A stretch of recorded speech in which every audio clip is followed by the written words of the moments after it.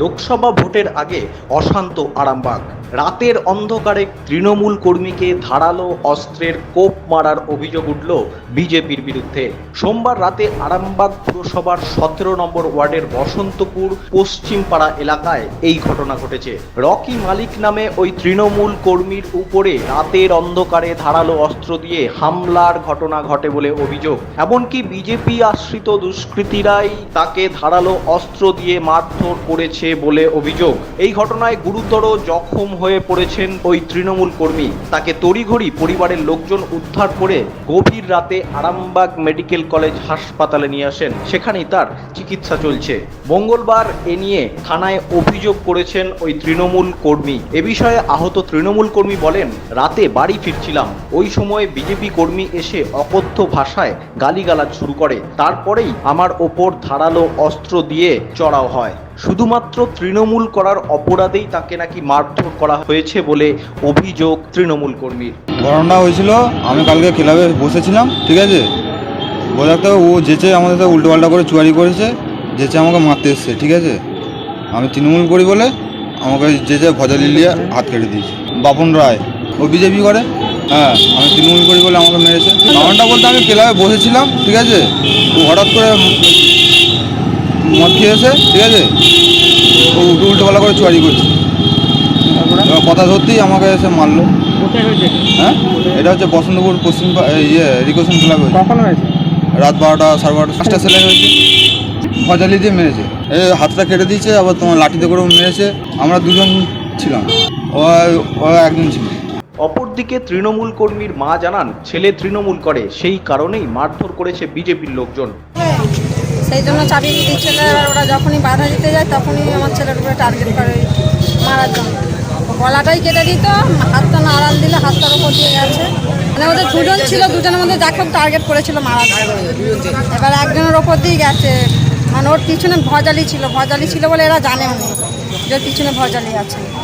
সেই ভজালি বার করে সেই অবস্থায় মেরেছে, বুঝতে পারে ওই জন্য। হ্যাঁ, ওরা বিজেপি করে আর এই হচ্ছে টিএমসি করে বলে টার্গেট করছে।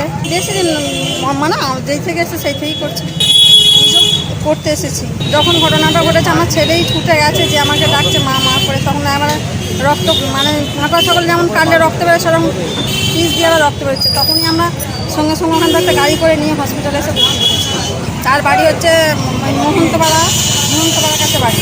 এ বিষয়ে আরামবাগ সাংগঠনিক জেলা তৃণমূল কংগ্রেসের চেয়ারম্যান স্বপন নন্দী বলেন, রাতের অন্ধকারে তৃণমূল কর্মীকে মারধর করেছে বিজেপির লোকজন। শুধুমাত্র তৃণমূল করার অপরাধেই তাকে মারধর করা হয়েছে।